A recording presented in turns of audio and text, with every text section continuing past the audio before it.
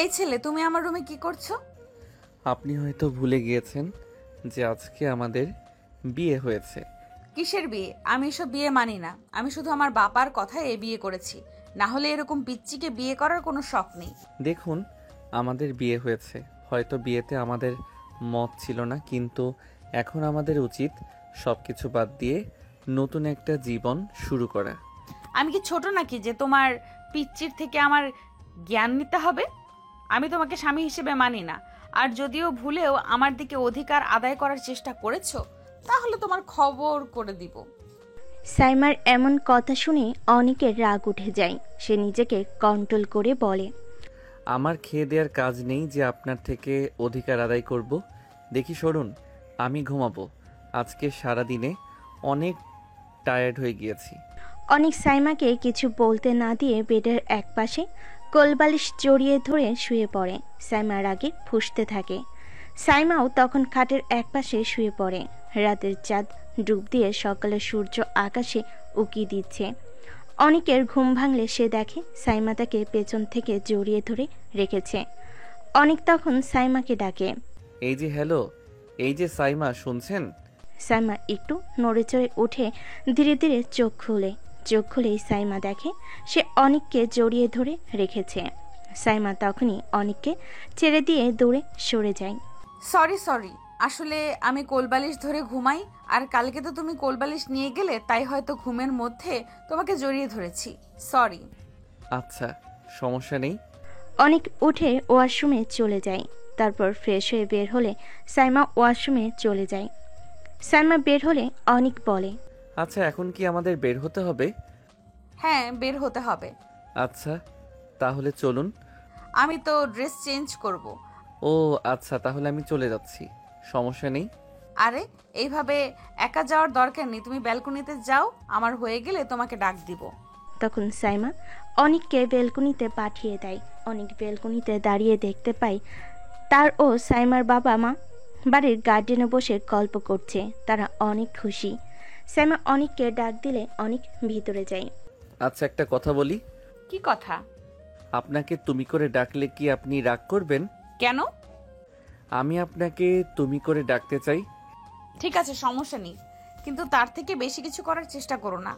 তখন অনিক কিছু না বলে রুম থেকে বেরিয়ে সাইমাও পিছন দিয়ে বের হয়। অনিক সোজা গার্ডেনে চলে যায়। সাইমাও অনিকের পেছন পেছন চলে যায়। কিরে বাবা, ঘুম কেমন হলো? হ্যাঁ মা, ভালোই হয়েছে। তোমাদের কেমন হয়েছে? হ্যাঁ, একমাত্র ছেলের বিয়ে, আমাদের থেকে শান্তিতে কে ঘুমিয়েছে বল? অনিকের মার কথাই সবাই হেসে ওঠে। আরে মা আমার, কেমন আছো? অনেক কি কোনো সমস্যা করেছে? কিছু করলে শুধু আমাকে এসে বলবে। ঠিক আছে মা। আরে অনেক বাবা, তুমি দাঁড়িয়ে আছো কেন? বসো এখানে। না মা, সমস্যা নেই, আমি এখানেই ভালো আছি। আম্মু, আমি বাড়িতে যাব। বাড়িতে মানে? এখন বাড়িতে গিয়ে কি করবি? বাবা, আমার একটু কাজ আছে, ভার্সিটিতে যেতে হবে। না, দরকার নেই, আমি প্রিন্সিপালের সাথে কথা বলে নিব। তখনই সাইমা সেখানে আসে। অনিক তখন তার মায়ের গলা জড়িয়ে ধরে আবদার করতে থাকে। প্লিজ আম্মু, আমি যাই প্লিজ। আচ্ছা ঠিক আছে, কিন্তু বিকেলের মধ্যে ফিরে আসবি। ঠিক আছে আম্মু। অনিক তখন তার মাকে একটা কিস করে সেখান থেকে চলে যায়। অনিকের বাবা বলে, একদিন ভার্সিটিতে না গেলে কি হতো? ও কি আর শুধু ভার্সিটিতে যাবে নাকি? অনিকের মায়ের কথা শুনে সবাই অবাক হয়ে যায়। তখন সাইমার মা জিজ্ঞেস করে, আর কোথায় যাবে ভাবি? এখন যেহেতু আত্মীয়তা হয়েছে, তাই আপনাদের বললে সমস্যা নেই। আসলে অনেক পড়াশোনার পাশাপাশি তার কাজ করে। অনেক কলেজে ওঠার পর থেকে এখন পর্যন্ত কখনো ওর বাবার থেকে 1 টাকা নেয়নি খরচের জন্য। এই কথা শুনে সবাই অবাক হয়ে যায়। সাইমা অনেক অবাক হয়। অনিক তাহলে কি কাজ করে ভাবি? ভাই সাহেবের এত কিছু থাকতে ওর কাজ করার দরকার কি? আমরাও জিজ্ঞেস করছি কি কাজ করে। ও বলছে সময় হলে ও নিজেই বলবে। আর খরচ নেওয়ার কথাটা হচ্ছে, অনেক যে কোনো কাজে স্বনির্ভরশীল থাকতে পছন্দ করে। কি কাজ করে সেটা জানেন না? ও তো কোনো খারাপ কাজও করতে পারে। সাইমা, তুই কি বলছিস এগুলো? কেন মা, আমি কি ভুল বলছি নাকি? সাইমা, এগুলো কোন ধরনের বেয়াদবি? ভাই শান্ত হন। সাইমার মা এ কথা বলাটা স্বাভাবিক, কারণ ও অনিককে ঠিক করে চিনে না। সাইমা অনিকের ব্যাপারে তোমার কোনো ধারণা নেই। ছোটবেলা থেকেই সব দিক দিয়ে সেরা আমার ছেলে। আর তুমি ওর কাজ করা নিয়ে যেটা বলেছিলে, সেটার উত্তর হচ্ছে অনিক আমার ছেলে। আমি ওকে চিনি। আমি জানি আমার ছেলে কখনোই কোনো খারাপ কাজে নিজেকে জড়াবে না। তাই আমরাও কখনো ওকে জোর করে কিছু জিজ্ঞাসা করিনি। ও যেহেতু বলেছে সময় হলে বলবে, তাই আমরাও অপেক্ষায় আছি। আমার জামাই বাবাজির এত গুণ, সেটা তো আগে জানতাম না। এই, তোমার না, আমার জামাই। মেয়ে কি আমার একার নাকি? তখন সবাই হেসে ওঠে। তাদের মধ্যে কথোপকথন চলমান থাকে, কিন্তু সাইমার মনে এক প্রকার কৌতূহল জাগে। অনেক কি করে সাইমার এই চিন্তা, কিন্তু আমাদের মনেও এক কৌতূহল জাগে যে কৌতূহলের সমাপ্তি গল্পেরই এক পর্যায়ে হবে। তাই মনোযোগ দিয়ে শুনতে থাকুন। অন্যদিকে অনেক সোজা তার বাড়িতে চলে যায়। দারোয়ান গেট খুলে দেয়, কাজের লোক দরজা খুলে দেয়। অয়ন সোজা তার রুমে গিয়ে আলমারি থেকে একটি ব্যাগ বের করে কাঁধে নেয়। তারপর একটি G18 পিস্তল প্যান্টে নিয়ে রুম থেকে সোজা গ্যারেজে চলে যায়। তারপর তার MT-15 নিয়ে বেরিয়ে যায়। অনিক তখন একজনকে কল করে। কল ধরতেই ওপাশ থেকে শোনা যায়, আসসালামু আলাইকুম স্যার। ওয়ালাইকুম আসসালাম। অর্ণব, তুমি কোথায়? জি স্যার, আমি অফিসে আছি। আপনি কোথায়? আচ্ছা, আমি এখন ভার্সিটিতে যাচ্ছি। তারপর সেখান থেকে সোজা মিশন প্লেসে চলে যাব। তুমি বরাবর দুপুর 1টায় বাকিদের নিয়ে রেডি থেকো। আচ্ছা স্যার, ঠিক আছে। অনেক কল কেটে বাইকের স্পিড বাড়িয়ে সোজা চলে যায় ভার্সিটিতে। ভার্সিটিতে গিয়ে বাইক স্টার্ট করা না মাত্রই তার বন্ধু ও বান্ধবী তার কাছে আসে। নয়ন বলে, কিরে, কালকে বিয়ে করলি আর আজকে ভার্সিটিতে? আমি তো কিছু বুঝতে পারছি না। এখানে না বোঝার কি আছে? আরে তুই কি মানুষ না অন্য কিছু? কালকে বিয়ের পর শেষ, আজকে বউয়ের সাথে সময় কাটাবি, আর তুই ভার্সিটিতে চলে আসিস? এটা কেমন হলো? এটা ভালোই হলো। আরে ভাই, তুই হাসছিস কেন? ওরা তো ঠিকই বলেছে। আমরা মনে করেছি তুই বিয়ে করেছিস, এখন বউয়ের শাড়ির আঁচল ধরে ঘুমাবি, আমাদের সাথে আগের মতো সময় কাটাবি না। কি যে বলিস তোরা! কিন্তু এটা কিন্তু সত্যি যে ভাবি অনেক কিউট। যদিও তো সিনিয়র, কিন্তু উনি অনেক সুন্দরী। তুই অনেক লাকি এমন বউ পেয়েছিস। সিদ্ধির কথা শুনে অনেক মনে মনে হাসে। সে মনে মনে বলে, শুধু দেখতে সুন্দর এটা আসল নয়, মনের সৌন্দর্যটাই আসল। রাকিবের ধাক্কায় অনেকের ভাবনার জগৎ থেকে হুঁশ ফিরে। কিরে, কোথায় হারিয়ে গেলি? আচ্ছা বাদ দে, তুলি কোথায়? ওকে যে দেখছি না। তুই কি ভুলে গেছিস ও তোর গায়ে হলুদে কি পরিমাণ নেচেছিল? আর কালকে বিয়ের দিন এত লাফালাফি করেছে যে আজকে সকালে আমাকে কল করে বলেছে ওর শরীর দুর্বল লাগছে, তাই ও আসবে না। তাদের কথার মাঝখানে ক্লাসের বেল বেজে ওঠে। তারা সবাই ক্লাসের দিকে অগ্রসর হয়। তুলির অসুস্থতার কথা শুনে অনেকের মন কিছুটা খারাপ হয়ে যায়। তারপর তারা ক্লাসে গিয়ে বসে। স্যার আসে, ক্লাস শুরু হয়। সবাই ক্লাসে মনোযোগ দেয়। 4টি ক্লাস শেষ হলে ব্রেক দেওয়া হয়। তখন অনেক তার বন্ধুদের থেকে বিদায় নিয়ে ব্যাগ নিয়ে প্রিন্সিপালের রুমে চলে যায়। প্রিন্সিপাল অনেককে দেখেই দাঁড়িয়ে যায়। আরে অনেক বাবা, তুমি এখানে? স্যার, আমাকে এত সম্মান দেখানোর দরকার নেই। আমি আপনার একজন ছাত্র মাত্র। আসলে আমি আজকে আর ভার্সিটিতে থাকতে পারবো না, আমার একটু যেতে হবে। আরে এটা তো আমাকে ফোনে বলে দিলেই হয়, কষ্ট করে তোমার আর আসার দরকার গে। আচ্ছা তুমি যাও, সমস্যা নাই। ঠিক আছে স্যার, ধন্যবাদ। অনেক তখন প্রিন্সিপালের রুম থেকে বেরিয়ে সোজা পার্কিং লটে গিয়ে বাইক নিয়ে বেরিয়ে যায়। অনেক বাইক স্টার্ট করে ভার্সিটি থেকে বেরোনোর পরই তার ফোন বেজে ওঠে। অনেক ফোন হাতে নিলে দেখে পরিচিত বিদেশি নাম্বার বেশে ওঠে। অনেক ফোনটা রিসিভ করে। তখন ওপাশ থেকে শোনা যায়, আপনাদের বোঝার সুবিধার্থে ইংরেজি ভাষাকে বাংলায় রূপান্তর করা হলো। অনিক, কেমন আছো? জি স্যার, আলহামদুলিল্লাহ ভালো। আপনি কেমন আছেন? হ্যাঁ, আমিও ভালো আছি। তোমার তো আজকে একটা মিশনে যাওয়ার কথা, সেটার কি খবর? হ্যাঁ স্যার, আমি ওখানেই যাচ্ছি। স্যার এখন রাখি, আমি মিশন শেষে আপনাকে সব আপডেট পৌঁছে দিব। ওকে, অনেক সাবধানে থেকো, বাই। অনেক ফোনটি পকেটে ঢুকিয়ে সোজা একটি গোপন জায়গায় চলে যায়। সেখানে গিয়ে অনেক তার ড্রেস চেঞ্জ করে তার বাইকের নাম্বার প্লেট চেঞ্জ করে রওনা হয় মিশনের জায়গায়। অনেক যখন গোপন মিশনে ব্যস্ত, সাইমা তখন বাড়িতে বসে অস্থিরতায় ভুগছিল। অনিকের হঠাৎ চলে যাওয়াটা তাকে ভাবাচ্ছিল। সে বারান্দায় গিয়ে দেখল অনিকের বাবা মা, তার নিজের বাবা মা তখন গল্প করছে। তাদের মুখে হাসি লেগে আছে, যেন তারা অনিকের এই রহস্যময় জীবন সম্পর্কে কিছুই জানে না। সাইমার মনে প্রশ্ন জাগছিল, অনিকে সত্যি এমন একজন মানুষ যে নিজের খরচের জন্য পরিবারের ওপর নির্ভরশীল নয়, নাকি এর পেছনে অন্য কোনো গল্প আছে? সাইমা মনে মনে বলে, আমার বাবা মাও কেমন, ছেলেটার সম্পর্কে কিছু না জেনেই বিয়ে দিয়ে দিল। অনেক কি এমন কাজ করে যেটা তার পরিবারেও জানে না? কোনো খারাপ কাজ নয় তো? সাইমারের চিন্তার মাঝে তার মা তাকে ডাকলেন। কিরে সাইমা, একা একা বারান্দায় কি করছিস? এদিকে আয়, গল্প করি। কিছু না মা, এমনি দাঁড়িয়েছিলাম। সাইমা অনিচ্ছা সত্ত্বেও তাদের গল্পের আসরে গিয়ে বসলো। অনিকের মা অনিকের ছোটবেলার নানা গল্প বলছিল, কিভাবে অনিক স্কুলে বরাবর ফার্স্ট হতো, কিভাবে সে খেলাধুলায় ভালো ছিল, আর কিভাবে সে কোনোদিন কারোর কাছ থেকে অন্যের সুবিধা নিত না।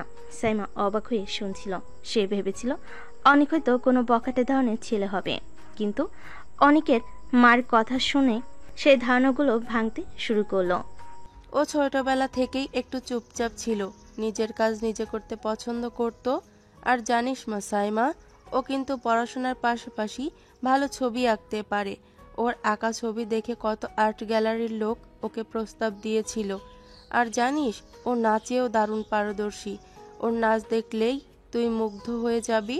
কত পুরস্কার এনেছে ও, কিন্তু কোনো দিন নিজের ঢাক নিজে পেটাতো না। খুবই নিভৃতচারী। অনিকের মায়ের কথা শুনে সাইমা মনে মনে বলে, ছবি আঁকে, নাচেও পারদর্শী, এটা তো ভাবেনি। এই পিচ্চি ছেলেটার মধ্যে এত গুণ। সাইমার মনে তখন অনিককে নিয়ে এক নতুন কৌতূহল জন্ম নিচ্ছিল। যে ছেলেটাকে সে পিচ্চি আর অপদার্থ ভেবেছিল, সেই ছেলেটার মধ্যে এত গুণ লুকিয়ে আছে। সে নিজেকে ধিক্কার দিল। কেন সে এত তাড়াতাড়ি অনিককে বিচার করল? অন্যদিকে অনিক তার বাইক নিয়ে দ্রুত গতিতে একটি পুরনো নির্জন ওয়্যার হাউজের দিকে যাচ্ছিল। সে তার হেলমেট ঠিক করে নিল। তার চোখে এক ভিন্ন দৃঢ়তা ফুটে উঠল।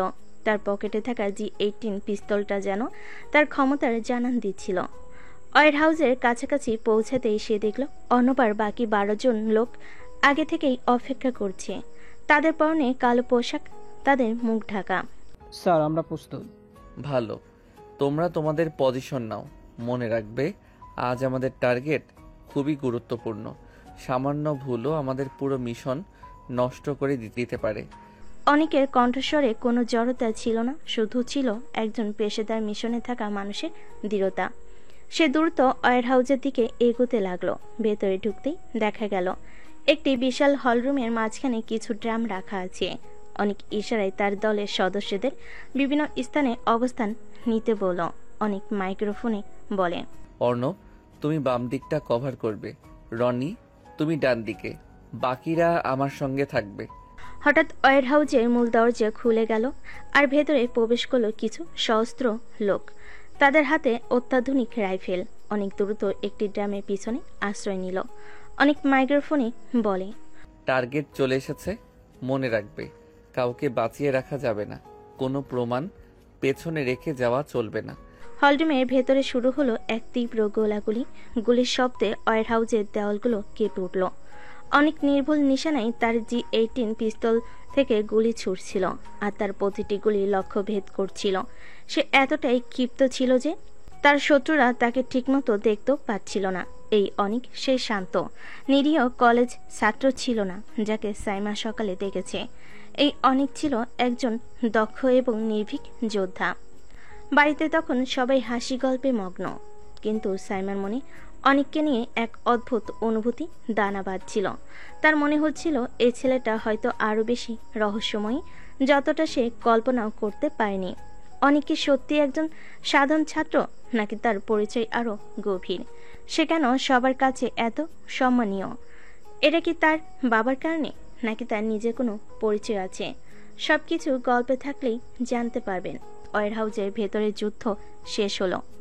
অনেকের দল ক্ষমতার সাথে শত্রুদের পরাস্ত করেছে। মেঝেতে ছড়িয়ে ছিটিয়ে আছে নিথর দেহ আর অস্ত্রের ছড়াছড়ি। অনেকের মুখমণ্ডলে কোনো ক্লান্তি বা অস্থিরতা নেই, বরং এক ধরনের শান্ত তৃপ্তি। সে দ্রুত ইশারা করল তার দলের সদস্যদের। আর দেরি নয়, কাজ শেষ। এবার ফেরার পালা। অর্ণব এবং বাকিরা দ্রুত প্রমাণগুলো সরিয়ে ফেলতে শুরু করলো। অনেক নিজে নিশ্চিহ্ন কোনো কোনো চিহ্ন যেন বাকি না থাকে। তার চোখে সেই একই দৃঢ়তা যা তাকে এই বিপজ্জনক কাজে টিকে থাকতে সাহায্য করে আর দ্রুত কাজ শেষ করে। অনেক ওয়্যারহাউস থেকে বেরিয়ে এলো। তার বাইকে উঠে হেলমেট পরার আগে সে একবার চারপাশটা ভালো করে দেখে নিল। নিশ্চিত হয়েই বাইক স্টার্ট দিল। শহরের কোলাহল মিশে গিয়ে খানিক সোজা তার গোপন ডেরায় পৌঁছালো। সেখানে পৌঁছে দ্রুত তার কালো পোশাক পরিবর্তন করে সাধারণ শার্ট প্যান্ট পরল। পকেট থেকে G18 পিস্তলটি বের করে যত্ন করে নির্দিষ্ট স্থানে রাখলো। বাইকের নাম্বার প্লেট বদলে দিল যাতে কেউ কোনো সূত্র খুঁজে না পায়। তার ভেতরে পেশাদার যোদ্ধা যেন মুহূর্তেই অদৃশ্য হয়ে গেল।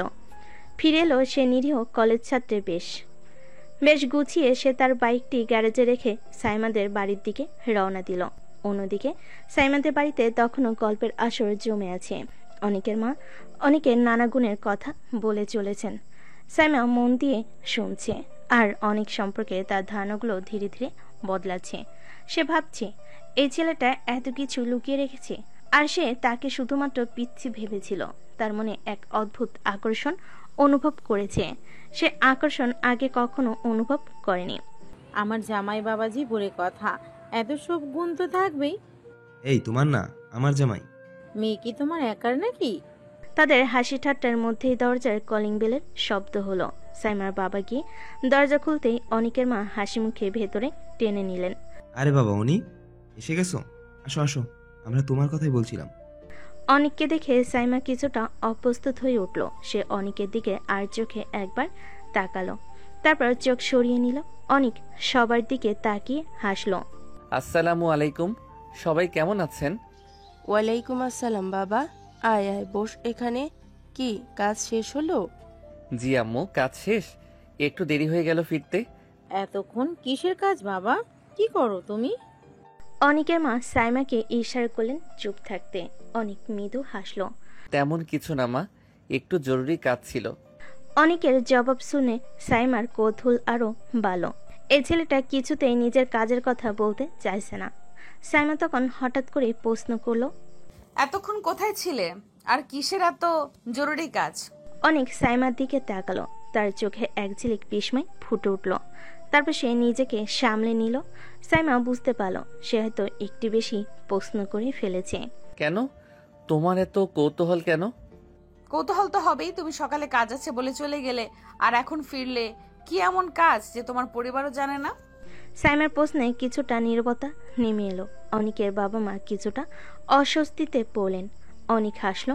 সে হাসি যেন তার সব রহস্যকে আড়াল করে রাখছিল। কাজের কথা তো একদিন জানতেই পারবে, এত অস্থির হচ্ছ কেন? অনিকের এমন কৌশলী জবাবে সাইমা আরো বিরক্ত হলো। সে তখন অন্যদিকে মুখ ঘুরিয়ে নিল। অনিকের মা পরিস্থিতি হালকা করতে বলেন, আরে বাবা, অনেক তো এসেছে, এখন চলো সবাই মিলে কিছু খাই। অনিকের বাবা, তুমিও এসো। সবাই ডাইনিং টেবিলের দিকে এগিয়ে গেল। সাইমা অনিচ্ছা সত্ত্বেও তাদের পেছন পেছন গেল। খেতে খেতে অনেক সবার সাথে স্বাভাবিক গল্প জুড়ে দিল, যেন কিছুই হয়নি। কিন্তু সাইমার মনে অনেককে নিয়ে প্রশ্নগুলো ঘুরপাক খাচ্ছিল। এই ছেলেটাকে, তার আসল পরিচয় কি, আর কেনই বা সে নিজের কাজ গোপন রেখেছে। রাতে খাবার শেষ করে সবাই মিলে কিছুক্ষণ গল্প করলো। সাইমার বাবা মা এবং অনিকের বাবা মা তাদের নতুন সম্পর্কের সমীকরণ নিয়ে বেশ খুশি। তারা নানা খুনসুটি আর হাসি ঠাট্টায় মেতে উঠলেন। কিন্তু সাইমা এবং অনিক দুজনেই নিজেদের জগতে মগ্ন।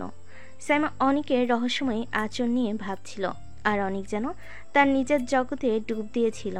একসময় অনিকের মা বলেন, তোমরা এখন রুমে যাও, সারাদিন নিশ্চয়ই অনেক ধকল গেছে। সাইমা অনিচ্ছা সত্ত্বেও উঠে দাঁড়ালো। অনিক পেছন পেছন রুমের দিকে গেল। রুমে ঢুকেই সাইমা নিজের বিছানার দিকে এগিয়ে গেল, যেন অনিকের উপস্থিতি তাকে অস্বস্তিতে ফেলছে। অনিক তখন সাইমার দিকে তাকিয়ে হাসলো। আচ্ছা সাইমা, তুমি কি আমাকে আজও কোলবালিশ মনে করে জড়িয়ে ধরবে? অনিকের কথায় সাইমা চমকে উঠল।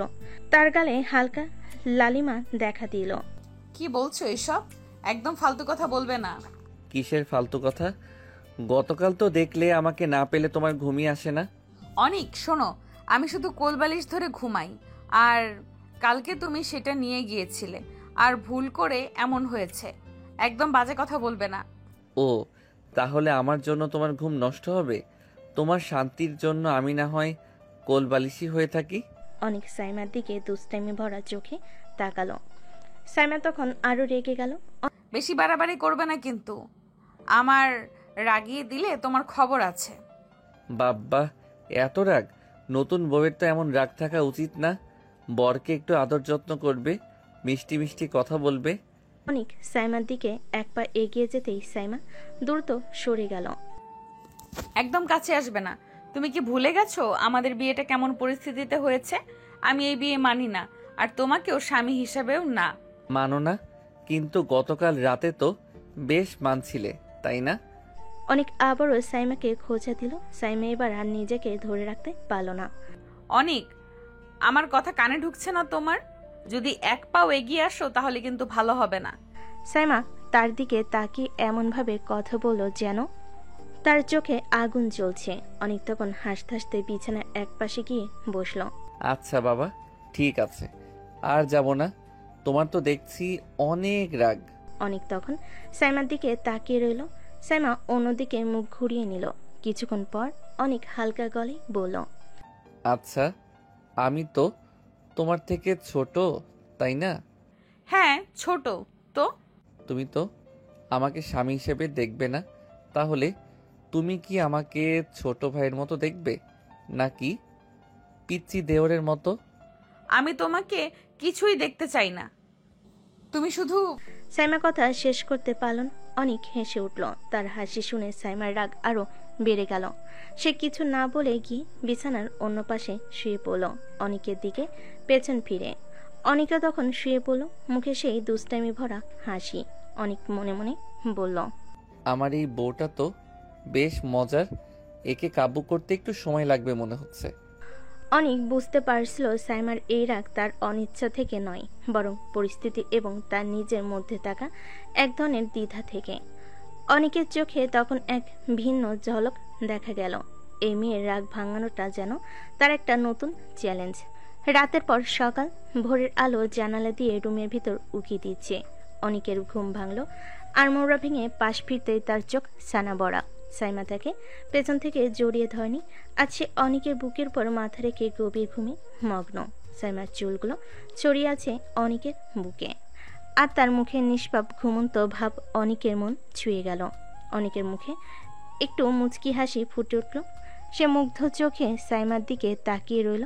অনেক মনে মনে বলল, বাহ, এই মেয়েটা ঘুমিয়ে থাকলে যেন দেবীর মতো শান্ত আর স্নিগ্ধ লাগে, জেগে থাকলে তো রাগের আগ্নেয়গিরি।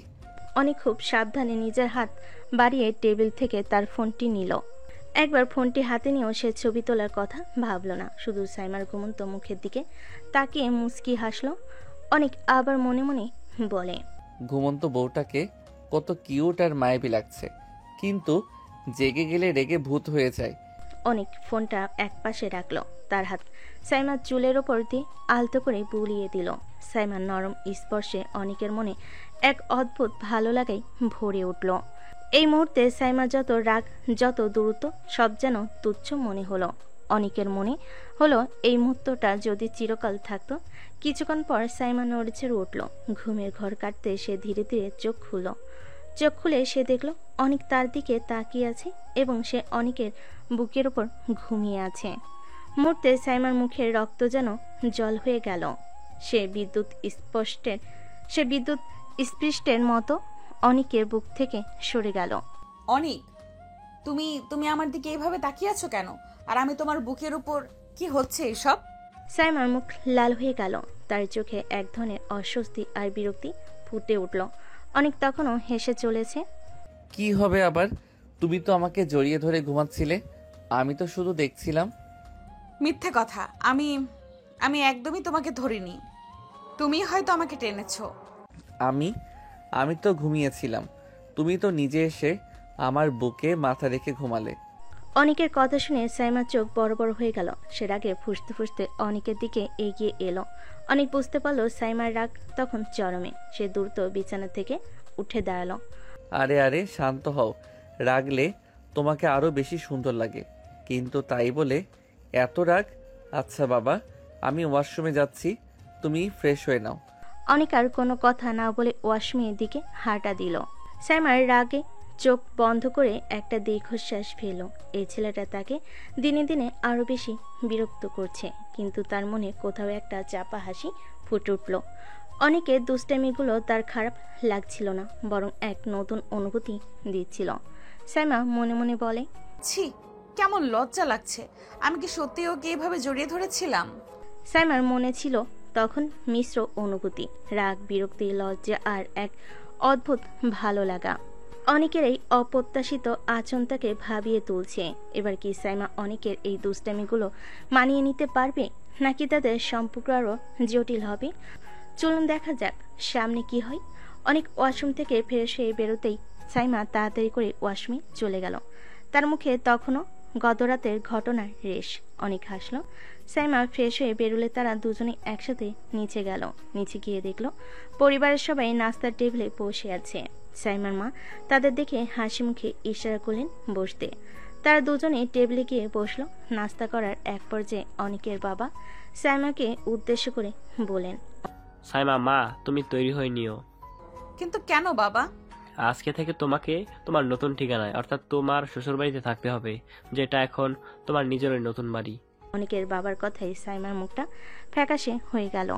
সে ইতস্তত করে বলল, কিন্তু বাবা, এত তাড়াতাড়ি? অনেকের মা তখন সাইমার হাত ধরে বললেন, সাইমা, একদিন তো যেতেই হবে, এখন তাড়াতাড়ি বলে লাভ নেই। বিয়ের প্রথম কয়েকদিন এরকম সবারই কষ্ট হয়, বাবার বাড়ি ছেড়ে চলে যেতে, কিন্তু পরে ধীরে ধীরে মানিয়ে নেওয়া যায়। সাইমার মা কাছে এসে তার মাথায় হাত বুলিয়ে বললেন, আর বারণ করিস না মা। মায়ের কথায় সাইমার চোখ ভিজে উঠল। সে কোনো মতে বলল, আচ্ছা, আমি তৈরি হয়ে নিব। নাস্তা শেষে সাইমা আর অনেক তাদের রুমে গেল। সাইমা তখনও মনমরা হয়েই ছিল। সে আলমারি খুলে তার জামা কাপড় গোছাতে লাগলো এবং কিছু গুরুত্বপূর্ণ জিনিসপত্র ব্যাগে ভরতে শুরু করলো। অনেক লক্ষ্য করলো সাইমার মন খারাপ। সে চুপচাপ সাইমার পাশে গিয়ে দাঁড়ালো। মন খারাপ করছো কেন? একদিন তো যেতেই হবে। সাইমা কোনো উত্তর দিল না, শুধু নীরবে তার জিনিস গোছাতে লাগলো। অনেক সাইমার কাঁধে আলতো করে হাত রাখলো। এভাবে কাঁদছো কেন? আমি তো আছি। সাইমা অনেকের হাত সরিয়ে দিল। তার চোখ দিয়ে দু ফোঁটা জল গড়িয়ে পড়ল। অনেক বুঝতে পারল সাইমার এই মুহূর্তে কোনো সান্ত্বনা ভালো লাগবে না। সে আর কিছু না বলে চুপ করে বসে রইল। সব কিছু গুছিয়ে প্রায় 11টার দিকে সাইমন তার নতুন ঠিকানার উদ্দেশ্যে বের হলো। বিদায় বেলায় সাইমা তার মাকে জড়িয়ে ধরে কান্নায় ভেঙে পড়ল। মা, আমি কিভাবে থাকবো তোমাদের ছাড়া? আমার খুব কষ্ট হচ্ছে। আহা মা আমার, কেঁদো না, এটাই তো নিয়ম। সব মেয়েকেই একদিন নিজের বাড়ি ছেড়ে যেতে হয়। আমরা তো সব সময় তোমার পাশেই আছি। আর অনেক তো আছে তোমার সাথে। ও খুব ভালো ছেলে, দেখিস ও তোকে অনেক ভালোবাসবে। আমার কেন জানি খুব ভয় লাগছে মা। ভয় কিসের মা? সব ঠিক হয়ে যাবে। যখনই মন খারাপ হবে আমাদের ফোন করবি, আমরা তো আছি। সাইমার মা তাকে বুকে টেনে নিয়ে সান্ত্বনা দিলেন। সাইমা অশ্রুসিক্ত চোখে সবাইকে বিদায় জানিয়ে গাড়িতে গিয়ে বসলো। গাড়িতে বসো তার মন খারাপ ছিল। সে হালকা কাঁদছিল। অনেক ড্রাইভিং সিটে বসে একবার সাইমার দিকে তাকালো। সাইমার ভেতরে কষ্টটা সে বুঝতে পারছিল। কিছুক্ষণ পর গাড়ি অনেকের বাড়ির সামনে এসে থামলো। বিশাল সিমসাম বাড়িটা দেখে সাইমা একটা দীর্ঘশ্বাস ফেলল। আজ থেকে এটাই তার নতুন ঠিকানা, নতুন একটা জীবন, অজানা একটা যাত্রা। অনেক আর সাইমা গাড়ি থেকে নামলো। তাদের পেছন পেছন বাকিরাও সবে মিলে বাড়ির ভিতর প্রবেশ করলো। অনেকের মা হাসি মুখে সাইমার দিকে এগিয়ে এলেন। এসো মা সাইমা, এটাই তোমার নতুন বাড়ি, নিজের বাড়ি মনে করবে। জি মা। আর চিন্তা করো না, এখানে সবাই তোমাকে ভালোবাসবে। কোনো কিছুর দরকার হলে আমাকে বলতে দ্বিধা করবে না। ঠিক আছে মা। কথা শেষ হলে সাইমা অনেকের পিছে পিছে তাদের রুমে গেল। রুমে ঢুকে সাইমা পুরোই অবাক হয়ে গেল। অনেকের রুমটি খুব সুন্দর গোছানো এবং অনেক সুন্দর ছিল। চারিদিকে দেওয়ালের পেন্টিং, মোটিভেশনাল স্পিচ লাগানো, সুন্দর ফার্নিচার ও লাক্সারিয়াস ডিজাইন সব কিছু মিলে রুমটি ছিল পুরাই পারফেক্ট। সাইমার মনে পড়ল অনেকের মায়ের কথাই, আমার ছেলে সব দিক থেকে পুরাই পারফেক্ট। অনেকের রুমটি যেন তারই একটি প্রতিফলন।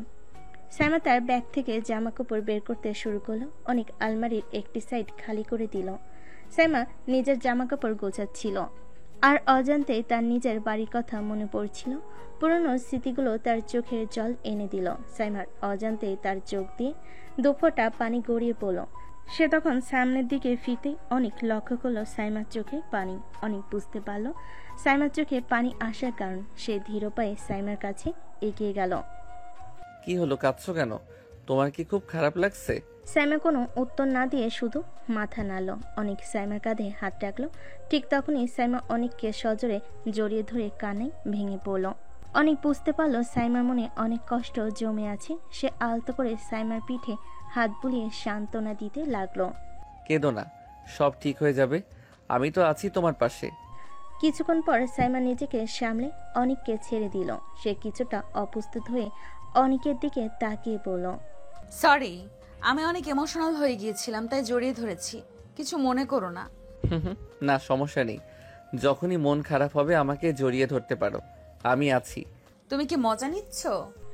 অনেকের কথা শুনে সাইমা কিছুটা অবাক হলো। তার চোখে এক ঝলক হাসি দেখা গেল।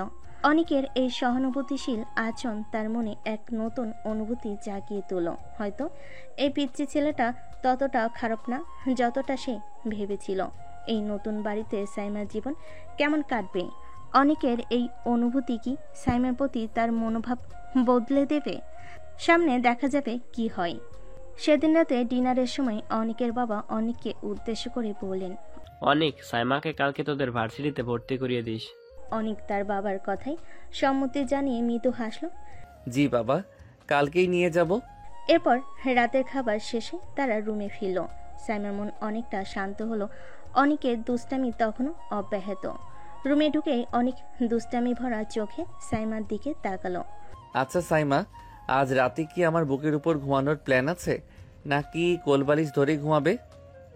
অনেক, একদম বাজে কথা বলবে না। আমি কোথায় ঘুমাবো সেটা আমার ব্যাপার, তুমি নিজের জায়গায় যাও। অনেক এক পা এগোতেই সাইমা দ্রুত সরে গেল। আহা, এত দূরে কেন? কাছে এসো না, সারাদিন তো ছিলে না, একটু গল্প করি। গল্প করার কোনো দরকার নেই, তুমি নিজের জায়গায় যাও বলছি। অনেক হেসে বলল, ইস, আমার রাগী বউ, রাগলে তো আরো সুন্দর লাগে। অনেক বাড়াবাড়ি করলে কিন্তু ভালো হবে না। অনেক সাইমার রাগ দেখে আরো হাসলো। তারপর বিছানার এক পাশে গিয়ে শুয়ে পড়ল। সাইমা অন্যদিকে মুখ ফিরিয়ে শুয়ে পড়ল। এই নতুন পরিবেশে অনেকের এই স্বাভাবিক দুষ্টামি ভরা আচরণ যেন সাইমার একাকিত্ব কিছুটা হলেও দূর করে দিচ্ছিল। পরের দিন সকাল, আজও একই দৃশ্য। অনেকের ঘুম ভাঙতে দেখলো সাইমা তার বুকের উপর মাথা রেখে শান্তিতে ঘুমোচ্ছে। অনেক হেসে সাইমার কপালে আলতো করে একটা চুমু খেলো। অনেক মনে মনে বলে, আমার এই রাগী বউটা ঘুমিয়ে থাকলে যেন অন্যরকম হয়ে যায়, কি মায়াবী লাগে। কিছুক্ষণের মধ্যেই সাইমার ঘুম ভাঙলো। চোখ খুলে সে দেখলো অনেক তার সামনের দিকে তাকিয়ে হাসছে। সাইমার সঙ্গে সঙ্গে চমকে উঠে অনেকের বুক থেকে সরে গেল। অনেক, তুমি এইভাবে তাকিয়েছিলে কেন? আর আমি? কি, ঘুম ভাঙতে এমন রেগে ভূত হয়ে গেলে? গতকাল রাতে তো বেশ আরাম করে ঘুমোলে আমার বুকে। অনেক, একদম বাজে কথা বলবে না, আমি ভুল করে এমন করেছি। অনেক হেসে উঠে ওয়াশরুমে চলে গেল। সাইমার আগে ফুসতে ফুসতে উঠে বসলো। সকালে নাস্তা সেরে তারা দুজনেই ভার্সিটির উদ্দেশ্যে বেরোনোর জন্য প্রস্তুত হলো। অনেক তার বাইকের চাবি নিতে নিতে সাইমাকে বলল, তুমি দাঁড়াও, আমি বাইকটা নিয়ে আসছি। না, দরকার নেই, আমি তোমার সাথে যাব না। কিন্তু কেন, কি হয়েছে? না, এমনিতেই যাব না, ভালো লাগছে না। তাহলে যাবে কিভাবে? আমি গতরাতে বাবাকে বলে রেখেছি, উনি বলেছেন আমাকে একজন ড্রাইভার দিবেন, উনি আমাকে ভার্সিটিতে আনা নেওয়া করবেন। অনেক কিছুটা হতাশ হলো। সাইমার সাথে আরো কিছুটা সময় কাটানোর সুযোগ হাতছাড়া হয়ে গেল। কিন্তু সে মুখে হাসি টেনে বলল, আচ্ছা ঠিক আছে, তোমার যেভাবে সুবিধা হয়। ড্রাইভার তখনও আসেনি, তাই সাইমা অপেক্ষা করছিল অনেক তখন তার বাইকটি নেওয়ার জন্য গ্যারেজে ঢুকলো। সাইমা তার পিছে পিছে গ্যারেজে ঢুকতে তার চোখ দুটো বড় বড় হয়ে গেল। সে অনেকের এত দামি গাড়ি এবং বাইকের কালেকশন দেখে অবাক হয়ে গেল। স্পোর্টস বাইক থেকে শুরু করে বিলাসবহুল গাড়ি সবই থরে থরে সাজানো। এগুলো কি সব তোমার? হ্যাঁ, এগুলো সব আমার নিজের টাকায় কেনা। অনেকের কথা শুনে সাইমা অবাকের পর অবাক হলো। একজন কলেজ ছাত্র এত টাকা কিভাবে উপার্জন করে? তার রহস্যময় জীবনের আরেকটা দিক যেন সাইমার সামনে উন্মোচন হলো। অনেক তখন একটি R15 বাইকে স্টার্ট দিয়ে সাইমাকে বলে, তাহলে ভার্সিটিতে দেখা হচ্ছে। এটা বলেই অনেক বাইকে টান দিয়ে ঝড়ের বেগে চলে গেল। সাইমা হতভম্ব হয়ে তাকিয়ে রইল। কিছুক্ষণ পর সাইমার ড্রাইভার আসলো। সাইমা গাড়িতে উঠে বসে ভার্সিটির জন্য রওনা দিল। সাইমা যখন ভার্সিটিতে পৌঁছালো, গাড়ি থেকে নামলো, তখনই অনেক তার সামনে এসে দাঁড়ালো। চলো। অনেক সাইমাকে নিয়ে প্রিন্সিপালের রুমে চলে গেল। প্রিন্সিপাল অনেককে দেখে চেয়ার ছেড়ে উঠে দাঁড়ালেন। আরে অনেক বাবা, এসো এসো। অনেক ইশারা দিয়ে অনেকে বসতে বলল। সাইমা অনেকটা অবাক হয়ে গেল। অনেকের প্রতি প্রিন্সিপালের এই সম্মান দেখে সাইমার মনে নতুন প্রশ্ন জাগলো। এরপর সকল ভর্তির কাজ শেষ করে অনেক সাইমাকে নিয়ে তার বন্ধুদের কাছে গেল। কিরে অনেক, তুই একা এলি কেন? ভাবি কই? আরে এই তো ভাবি, সাইমা, এরা আমার বন্ধু নয়ন, রাকিব, সিথি আর বন্ধুরা এ হলো সাইমা। সাইমা সবার দিকে তাকিয়ে হাসলো। আরে বাহ, ভাবি তো অনেক সুন্দর, কিউটের ডিব্বা। আমি আগেই বলেছিলাম অনেক অনেক লাকি। ভাবি কেমন আছেন? জি, ভালো আছি। তার কিছুক্ষণ গল্প করলো। সাইমা দেখলো অনেকের বন্ধুরা বেশ সহজ এবং বন্ধুত্বপূর্ণ। তাদের সাথে কথা বলতে তার ভালোই লাগছিল। তারপর অনেক সাইমাকে তার ক্লাসে পৌঁছে দিল। এই তোমার ক্লাস, কিছু লাগলে আমাকে ডেকো। ঠিক আছে। সাইমাকে বিদায় দিয়ে অনেক নিজের ক্লাসে চলে এলো। সাইমা ক্লাসে ঢুকলো, কিন্তু তার মনটা তখনও অনেকের রহস্যময় জগৎ আর তার বন্ধুদের সাথে হওয়া কথোপকথন নিয়ে আচ্ছন্ন ছিল। ভার্সিটির ক্লাস শেষ হলো। সাইমা তার ক্লাস থেকে বেরিয়ে অনেককে খুঁজছিল। ঠিক তখনই অনেক সাইমার সামনে এসে দাঁড়ালো। অনেকের মুখে দুষ্টু হাসি। সে সাইমার দিকে তাকিয়ে জিজ্ঞেস করলো, কি বউ, আমাকে খুঁজছিলে তাই না? আমার আর খেয়ে দেয়ে কাজ নেই। সাইমা অনেককে আর কিছু না বলে সোজা গিয়ে গাড়িতে উঠে পড়ল। অনেক তাকে পেছন থেকে কয়েকবার ডাকলো। সাইমা পাত্তা না দিয়ে সোজা গাড়িতে উঠে পড়ল। সাইমার এমন আচরণ দেখে অনেক কিছুটা কষ্ট পেল। সে একটা দীর্ঘশ্বাস ফেলে তার বাইকের দিকে এগিয়ে গেল। তারপর অনেক সোজা তার অফিসে চলে গেল। গেট দিয়ে ঢুকতেই দারোয়ান স্যালুট করলো। অফিসের ভিতর ঢুকলে সবাই তাকে স্যার বলে কুশল বিনিময় করলো। অনেক গিয়ে তার কেবিনে বসলো। তখন সেখানে অর্ণব আসলো। May I come in sir? হ্যাঁ, আসো। অর্ণব হাতে কয়েকটা ফাইল নিয়ে ভেতরে আসলো। স্যার, আমাদের এই 4টি ফাইল কমপ্লিট হয়েছে। এই সবগুলো মিশন আমরা ভালোভাবে কমপ্লিট করতে পেরেছি। এখন বাকি একটি ফাইল নতুন এসেছে। এটা হচ্ছে জিজেড গ্রুপ ফাইল। কেউ তাদের ব্যাপারে কোনো খোঁজ খবর জানে না। এখন NSI হেড অফিস থেকে আমাদের CID-তে এই কেসটি সলভ করার জন্য রিকোয়েস্ট করা হয়েছে, আর আমেরিকার হেড অফিস থেকে আপনাকে এই কেসটি সলভ করার জন্য রিকোয়েস্ট করা হয়েছে। আচ্ছা ঠিক আছে, তুমি যাও, আমি দেখছি। আর এই ফাইলটার একটা কপি আমার জিমেইলে পাঠিয়ে দাও। অর্ণব ঠিক আছে বলে রুম থেকে চলে গেল। তারপর অনেক একটি দীর্ঘশ্বাস ফেলে ফাইলটি হাতে নিল। ফাইলটি দেখছিল, তখনই তার চোখ আটকে গেল ফাইলে নামের উপরে থাকা একটি নামের উপর। নামটি ছিল সাইম চৌধুরী, যাকে জিজেড গ্রুপের লিডার হিসেবে ধরা হয়েছে এবং যার নামে সবচেয়ে বেশি মামলা রয়েছে।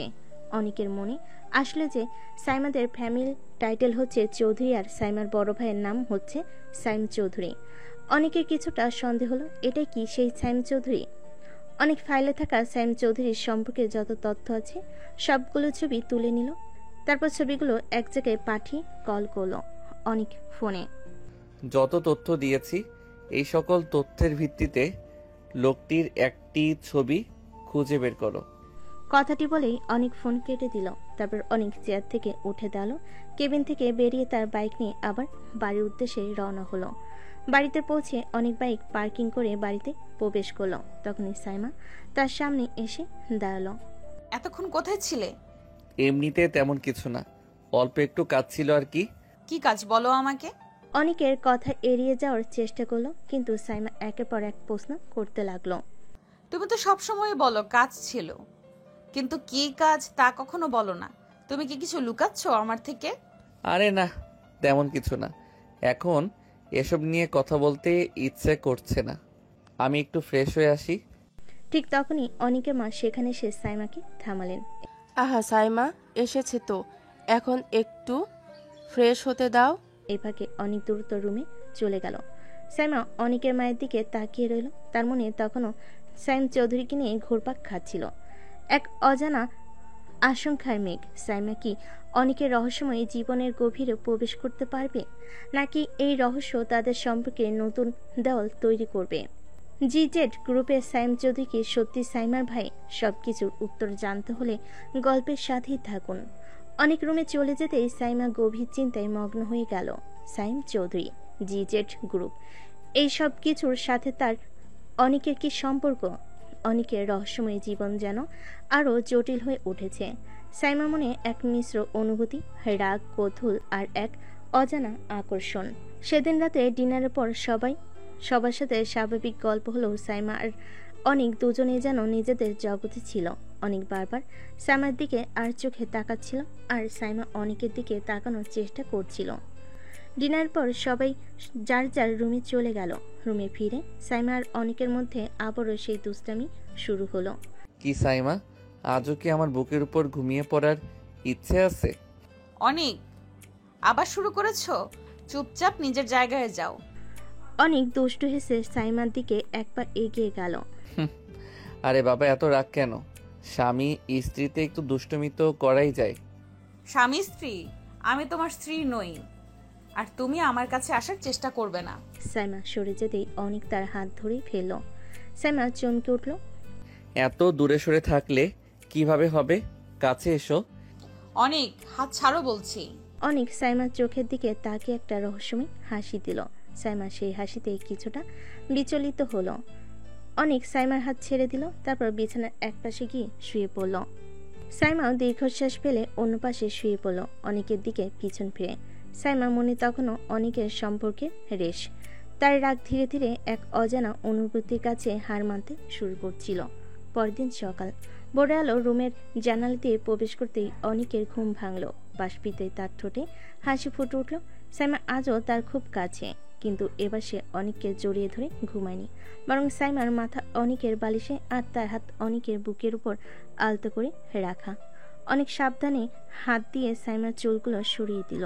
সাইমার ঘুমন্ত মুখটা দেখে মনে এক অদ্ভুত প্রশান্তি অনুভব হলো। এই শান্ত সাইমাকে দেখে অনেক আরো বেশি মায়াবী বলে মনে হলো। অনেক মনে মনে বলে, এই মেয়েটা যখন ঘুমিয়ে থাকে তখন আর রাগ থাকে না, একদম নিষ্পাপ লাগে। বেশ কিছুক্ষণ পর সাইমা নড়ে চড়ে উঠল। সে ধীরে ধীরে চোখ খুলো। চোখ খুলেই অনেককে পাশে দেখে চমকে উঠল। তার হাত অনেকের বুকের উপর রাখা ছিল। সে দ্রুত হাত সরিয়ে নিল। কি হলো, তুমি এইভাবে তাকিয়েছিলে কেন? তুমি তো আমার এত কাছে ঘুমাচ্ছ, তাই দেখছিলাম। সাইমা লজ্জা পেয়ে গেল। তার মুখ লাল হয়ে উঠল। আমার আর কোনো কাজ নেই যে তোমার কাছে এসে ঘুমাবো, হয়তো ঘুমের ঘোরে এমন হয়েছে। আহা, ঘুমের ঘরেই হোক বা ইচ্ছাকৃত, তুমি তো বেশ আরামেই ঘুমাচ্ছ আমার পাশে। সাইমা অনেকের কথাই আরো বেশি রেগে গেল। সে দ্রুত বিছানা থেকে উঠে দাঁড়ালো। তুমি একটা বাজে ছেলে, তোমার সাথে কথা বলাই বোকামি। অনেক হেসে উঠে ওয়াশরুমে চলে গেল। সাইমা তার দিকে তাকিয়ে একটা দীর্ঘশ্বাস পেল। অনেকের এই দুষ্টামিগুলো তার খারাপ লাগছিল না, বরং মনে হচ্ছিল তাদের সম্পর্কের দূরত্ব যেন ধীরে ধীরে কমছে। কিন্তু অনেকের লুকানো জীবনের রহস্য তাকে এখনো ভাবাচ্ছিল। সকালে খুনছুটির পর অনেক আর সাইমা আলাদাভাবে ভার্সিটির উদ্দেশ্যে রওনা দিল। অনেক তার বাইকে আর সাইমা ড্রাইভারের গাড়িতে। ভার্সিটিতে প্রবেশ করা না মাত্রই অনেক দেখতে পেল সব শিক্ষার্থী নোটিশ বোর্ডের সামনে ভিড় করে দাঁড়িয়ে আছে। কৌতূহলবশত অনেক বাইক পার্ক করে নোটিশ বোর্ডের সামনে গেল। নোটিশ বোর্ডে বড় বড় অক্ষরে লেখা ছিল 20 তারিখ কাপল ডান্স কম্পিটিশন। এইটা দেখে অনেকের মুখে একটা চওড়া হাসি ফুটে উঠল। তারপর সে সেখান থেকে তার বন্ধুদের কাছে চলে গেল। নয়ন, রাকিব আর সিথি আগে সেখানে দাঁড়িয়েছিল। কি রে অনিক, এবার তো মনে হয় আবার ফার্স্ট প্রাইজ নিয়ে যাবি। দেখা যাক। আরে ভাই, তোর তো কোনো কম্পিটিশনই হয় না, প্রতিবার তুই আর তুলি মিলে সবার মাথা ঘুরিয়ে দিস। এবারও নির্ঘাত তোরাই জিতবি। হ্যাঁ রে, তুলি তো তোর পার্টনার, ও তোকে ছাড়া নাচেই না। আরে ধর, এবার হয়তো তুলি পারবে না। কেন রে, কি হয়েছে তুলির? ওর শরীরটা একটু খারাপ, কালকে রাতেও দেখলাম বেশ দুর্বল। ও, তাহলে তো মুশকিল, তোর মতো পার্টনার আর পাবি কই। অনেকের মনে তখন নাচের এই প্রতিযোগিতা এবং তার নতুন পার্টনার কে হতে পারে সেই চিন্তা ঘুরপাক খাচ্ছিল। তার বন্ধুরা তখনও তাদের প্রতিযোগিতার বিষয় নিয়ে আলোচনা করছিল। তাহলে কি এবার তোর যেতে হবে না রে, নাকি নতুন কোনো পার্টনার খুঁজেছিস? সময় হলে জানতে পারবি। তাদের কথোপকথন চলতে চলতেই ক্লাসের বেল বেজে উঠল। সবাই ক্লাসের দিকে রওনা দিল। অনেক ক্লাসে ঢুকতে তার মাথায় তখনও ঘুরছে সেই কাপল ডান্স কম্পিটিশন আর কে তার নতুন পার্টনার হতে পারে। এই প্রতিযোগিতা কি অনেকের জীবনে নতুন কোনো দিকে মন নেবে? সেদিন ভার্সিটিতে সাইমার সাথে অনেকের তেমন কোনো কথা হলো না। ক্লাস শেষে অনেক সোজা তুলিদের বাসায় চলে যায়। তুলির মা অনেককে দেখে হাসি মুখে ভেতরে ডেকে নেন। অনেক তুলির রুমে গিয়ে দেখে তুলি বিছানায় শুয়ে আছে। কে রে তুলি, এখন তোর কি অবস্থা? তুলি অনিককে দেখে হেসে ওঠে। এই তো একটু সুস্থ লাগছে। আজকে ভার্সিটিতে যাব মনে করেছিলাম, কিন্তু দেরি হয়ে গিয়েছে, তাই আর যাইনি। কালকে যাব ইনশাল্লাহ। আলহামদুলিল্লাহ, আলহামদুলিল্লাহ। আল্লাহ তোমাকে অনেক ধন্যবাদ, আমি চিন্তামুক্ত হলাম। কি রে, কি হয়েছে? আজকে ভার্সিটির এই বছরের ডান্স কম্পিটিশনের নোটিশ দিয়েছে, আর তুই অসুস্থ, তাই আমি চিন্তায় পড়ে গিয়েছিলাম। কে যে পার্টনার হবে সেটা নিয়ে ভাবছিলাম। এখন তো আর কোনো সমস্যা নেই, আমরাই ফার্স্ট প্রাইজ নেব, তুই চিন্তা করিস না। দেখা যাক। আচ্ছা তুই বিশ্রাম নে আর একটু হাঁটাচলা করিস, না হলে ঠিক করে নাচতে পারবি না। আচ্ছা আচ্ছা, আমি তাহলে আজকে যাই, কালকে ভার্সিটিতে দেখা হবে। কিছু খেয়ে যা। তুই তো জানিস আমাকে এগুলো বলে লাভ নেই। আচ্ছা আমি গেলাম। আচ্ছা বাই। অনেক তুলির বাসা থেকে বেরিয়ে নিজের বাইকে চড়ে বসলো। বাইক চালাতে চালাতে তখনও তার মাথায় ঘুরপাক খাচ্ছিল জিজেট গ্রুপের ফাইল আর সাইম চৌধুরীর কথা। সেই তথ্যগুলো ধরে লোকটির আসল পরিচয় জানার একটা সুযোগ এবার মিলবে। তবে আপাতত তার সব মনোযোগ ডান্স কম্পিটিশনের দিকেই ছিল। তুলি সুস্থ হয়ে যায়, অনেকের মুখে স্বস্তির হাসি ফুটল। তুলির বাসা থেকে বেরিয়ে অনেক বাইকে করে সোজা বাড়ির দিকে রওনা দিল। তার মনে তখনও তুলির সুস্থ হওয়ার স্বস্তি, কিন্তু তার পাশে সাইমার শূন্যতা তাকে কিছুটা অন্যমনস্ক করে তুলল। বাড়ি পৌঁছে অনেক বাইক পার্ক করে ঘরে ফিরল। সাইমা তখন লিভিং রুমে বসে বই পড়ছিল। অনেককে দেখে সে একবার ডাকলো, তারপর আবার বইয়ে মনোনিবেশ করলো। ডিনারের পর সবাই যার যার রুমে ফিরল। সাইমার রুমে ঢুকে দেখলো অনেক ফোনে কিছু একটা করছে। সাইমা তখন দ্বিধা কাটিয়ে অনেকের দিকে এগিয়ে গিয়ে বলল, আজ তো ভার্সিটিতে দেখলাম 20 তারিখ কাপল ডান্স কম্পিটিশন। অনেক ফোন থেকে মুখ তুলে সাইমার দিকে তাকালো। তুমি কি অংশগ্রহণ করবে নাকি? মায়ের থেকে শুনেছিলাম তুমি নাকি অনেক ভালো ডান্স করো। দেখা যাক অংশগ্রহণ করি কিনা। যদি করো তাহলে তোমার পার্টনার কে হবে? অনেক সাইমার দিকে দুষ্টেমি ভরা চোখে তাকালো। সে ধীরে ধীরে সাইমার দিকে এগিয়ে গেল। কেন, তুমি কি আমার পার্টনার হতে চাও? সাইমা থতমত খেয়ে গেল। তার গালে হালকা ললিমা দেখা গেল। কি যে বলো, আমি কেন তোমার পার্টনার হতে যাব? আমি তো এমনিতেই জিজ্ঞেস করলাম। তাহলে এত কৌতূহল কেন? নাকি আমার সাথে নাচতে ইচ্ছে করছে? অনেক সাইমার আরো কাছে এগিয়ে এলো। সাইমা কিছুটা সরে যাওয়ার চেষ্টা করলো, কিন্তু অনেক তার পথ আটকে দিল। অনেক বেশি বাড়াবাড়ি করছো কিন্তু। বাড়াবাড়ি কোথায়? আমি তো শুধু জানতে চাইছি আমার রাগী বউটা কি আমার সাথে নাচবে। অনেক সাইমার হাত ধরে ফেলল। সাইমার বুক ধুকপুক ধুকপুক করে উঠল। অনেকের স্পর্শে তার শরীরের ভেতর দিয়ে এক অদ্ভুত শিহরণ বয়ে গেল। হাত ছাড়ো অনেক। ছাড়বো না। যদি তুমি আমার সাথে নাচো তাহলে ছেড়ে দেব। আমি নাচবো না, আর তুমি আমার হাত ছাড়ো। অনেক সাইমার হাত ছেড়ে দিল, তবে তার মুখে এখনো দুষ্টামি হাসি। সে সাইমার খুব কাছে চলে এলো। সাইমা অনেকের নিঃশ্বাস অনুভব করতে পারছিল। আচ্ছা যদি না নাচো তাহলে কি করবে? সাইমা কিছুটা অপ্রস্তুত হয়ে অনিকের দিকে তাকিয়ে রইল। এই প্রথম সাইমা অনিকের এত কাছে এলো, যেখানে তাদের মাঝখানে কোনো দূরত্ব ছিল না। অনেক আলতো করে সাইমার গাল ছুঁয়ে দিল। তোমাকে রাগলে অনেক সুন্দর লাগে, বিশেষ করে যখন তোমার গাল লাল হয়ে যায়। সাইমা অনিকের এমন আচরণে জমে গেল। সে অনিকের চোখে এক অন্যরকম আকর্ষণ দেখতে পেল। অনিক তখন সাইমার কাছ থেকে সরে এসে বিছানার দিকে এগিয়ে গেল। আচ্ছা এবার ঘুমিয়ে পড়ো, অনেক রাত হয়েছে। অনিকের এমন হঠাৎ সরে যাওয়ায় সাইমা কিছুটা অবাক হলো। সে অনিকের দিকে তাকিয়ে রইল, তারপর বিছানায় গিয়ে শুয়ে পড়ল। অনিক তার দিকে তাকিয়ে একটা মুচকি হাসি দিল। সাইমা তখনও অনিকের স্পর্শ আর কথার ঘোরে আচ্ছন্ন ছিল। এই রাতে অনিকের দুষ্টামিগুলো সাইমার মনে কি প্রভাব ফেলো? কাপল ডান্স কম্পিটিশন কি তাদের সম্পর্ককে আরও এগিয়ে নিয়ে যাবে, নাকি নতুন কোনো নাটকীয়তায় জন্ম দিবে? অবশেষে সেই প্রতীক্ষিত দিন চলে আসে, আগামীকাল ডান্স কম্পিটিশন। রাতের বেলা তুলি ফোন করে অনিককে জিজ্ঞেস করে, তুমি কি ডান্স কম্পিটিশনে অংশগ্রহণ করবে না? মনে তো হয় না, কারণ কোনো পার্টনার পাইনি। কথাটা বলেই অনিক শুয়ে পড়ে। শ্যামাও কিছু না বলে শুয়ে পড়ে, যদিও তার মনটা কেমন যেন অস্থির ছিল। রাতের চাঁদ অস্তর গিয়ে ভোরে সূর্য ওঠে, শ্যামার ঘুম ভাঙে। কিন্তু আজ সকালে সে নিজেকে অনিকের বুকের উপর আবিষ্কার করে না। সাইমা দেখতে পেয়ে অনিক বিছানায় নেই। সে তখন উঠে বসে। রুমের কোথাও অনিককে দেখতে না পেয়ে সাইমার টেনশন বেড়ে যায়। সে তখন তাড়াতাড়ি করে অনিকের আম্মুর কাছে যায়। মা, অনিক কোথায়? ওকে যে কোথাও দেখছি না। কেন, তোমাকে বললে যায়নি? আমি ঘুম থেকে উঠে দেখি ও নেই। আমি দেখলাম কোথায় যেন যাচ্ছে, আমি জিজ্ঞেস করার আগেই চলে গিয়েছে। সাইমা তখন রুমে চলে আসে। সে নিজের মনে মনে ভাবে, ওকে কি কল করব? আরে আমার কাছে তো ওর নাম্বারই নেই। মায়ের থেকে কি ওর নাম্বার নেব? কিন্তু ওনারা কি ভাববেন আমার কাছে ওর নাম্বার নেই যে। থুর, আমি ওকে নিয়ে এত ভাবছি কেন?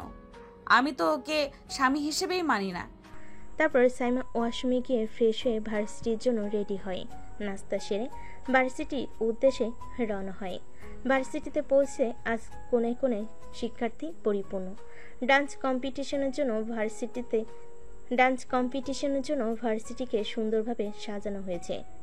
কিন্তু সাইমা অনিককে খুঁজছিল, কোথাও ওকে পায় না। অনিকের বন্ধুদেরও কোথাও দেখতে পায় না। সাইমা তখন হতাশ হয়ে অডিটোরিয়ামে গিয়ে বসে। সেখানে বসেও সাইমা চারিদিকে অনিককে খুঁজছিল, কিন্তু কোথাও তাকে পায় না। তখনই উপস্থাপক মঞ্চে উঠে কম্পিটিশন শুরু করে। প্রথমে এক কাপল এসে তাদের পারফর্ম করে। এভাবে কয়েকজন পারফর্ম করার পর হঠাৎ উপস্থাপক অনিক ও তুলির নাম নেয়। সাইমা অবাক হয়ে সামনে তাকায়। অনিক ও তুলির নাম শুনে সব শিক্ষার্থীরা দাঁড়িয়ে যায় আর তাদের নামে স্লোগান দিতে থাকে। অনিক ও তুলি স্টেজে ওঠে। অনিক ও তুলি দুজনে সাদার মধ্যে নীল ফুলের ডিজাইনে করা ম্যাচিং পাঞ্জাবি ও শাড়ি পরে স্টেজে ওঠে।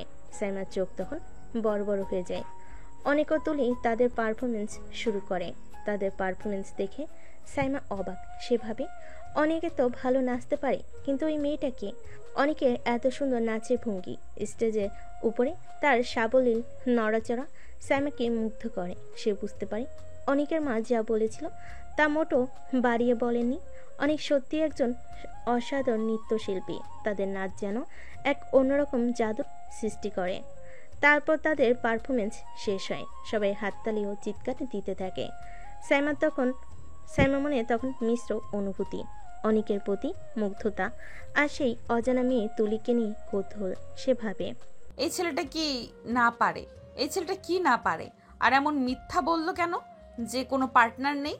পুরস্কারের সময় অনেক তুলি চ্যাম্পিয়ন হয়। তখন অনুষ্ঠান শেষ হয়।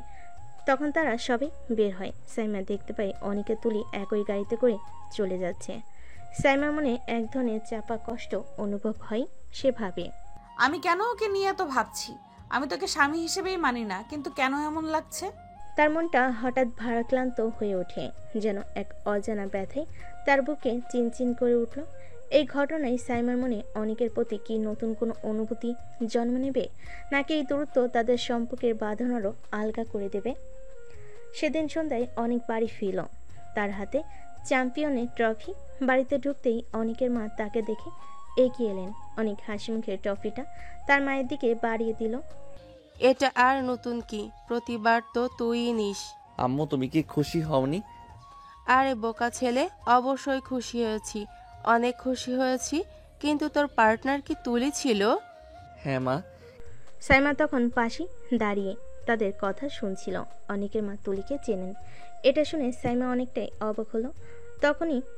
তখন রুমে গিয়ে ওয়াশরুমে চলে গেল। সাইমা রুমে গেলে দেখলো অনেকের ফোনে একটি নোটিফিকেশন এসেছে। ভুলবশত সে অনেকের ফোনটি হাতে নিয়ে স্ক্রিন চালু করতে অবাক হয়ে গেল। অনেকের ওয়েলপেপারে ছিল সাইমারই ছবি। আর সাইমা ছবিটি দেখে বুঝতে পারল যে সে অনেককে জড়িয়ে ধরে ঘুমিয়েছিল। এটা তখনকার ছবি। সাইমার চোখ গেল ছবিটির কোণে, সেখানে ছোট্ট করে লেখা ছিল লাইফ লাইন। সাইমার চোখ দিয়ে পানি চলে এলো। সে তখন দেখলো একটি নাম্বার থেকে নোটিফিকেশন এসেছে। সাইমা দেখলো সেই অ্যাকাউন্টটির প্রোফাইলে তুলির ছবি, কিন্তু সেভ করা আছে ছোট বোন দিয়ে। সাইমা তখন তার চোখের পানি আর আটকাতে পারল না। সে কাঁদতে কাঁদতে বলল, ও আমাকে এত ভালোবাসে, কিন্তু আমি ওকে কখনোই পাত্তা দেইনি। সব সময় আমার খেয়াল রাখে, কিন্তু আমি ওকে সন্দেহ করেছি। আমি কতটা খারাপ। সাইমা খাটে বসে হু হু করে কাঁদতে লাগলো। তখনই অনেক ওয়াশরুম থেকে বের হলো। সে সাইমাকে কাঁদতে দেখে অবাক হলো। অনেক দ্রুত সাইমার কাছে গিয়ে তাকে জিজ্ঞেস করলো, কি হয়েছে সাইমা, কাঁদছো কেন? সাইমা মুখ তুলে অনেককে দেখলো। চোখের জলে ঝাপসা দৃষ্টি নিয়ে সে অনেককে সজোরে জড়িয়ে ধরে কান্নায় ভেঙে পড়ল। অনেক তো কিছুই বুঝতে পারছিল না। সে সাইমার পিঠে হাত বুলিয়ে দিতে লাগলো। সরি অনিক, আমাকে ক্ষমা করে দাও, আমি খুব খারাপ। আরে কি হয়েছে, কিসের জন্য ক্ষমা চাইছো বলো আমাকে। আমি তোমার ফোন দেখেছি। অনেক তখন পুরো ব্যাপারটা বুঝতে পারলো। তার মুখে একটা মৃদু হাসি ফুটে উঠল। সে সাইমাকে সান্ত্বনা দিতে লাগলো, যদিও সাইমা তখনও শুধু ক্ষমা চাইছিল। সাইমার কান্নায় অনেকের বুক ভিজে যাচ্ছিল। অনেক আলতো করে সাইমার মুখ তার বুক থেকে তুলে ধরল। সাইমার ভেজা চোখে ভালোবাসার এক নতুন আলো দেখতে পেল। অনেক আর দেরি না করে সাইমার ঠোঁট বসিয়ে দিল। তাদের ঠোঁটের স্পর্শে যেন সব অভিমান, সব দ্বিধা মিলিয়ে গেল। সাইমা প্রথমে কিছুটা অবাক হলো, ধীরে ধীরে নিজেকে অনেকের কাছে সমর্পণ করলো। তাদের রোমাঞ্চ গভীর হলো, যেখানে ভালোবাসার উষ্ণতা তাদের সম্পর্কে নতুন মাত্রা দিল। অনেকের হাত সাইমার কোমর জড়িয়ে ধরল, আর সাইমা অনেকের গলায় হাত রেখে তাকে আরো নিবিড়ভাবে আঁকড়ে ধরল।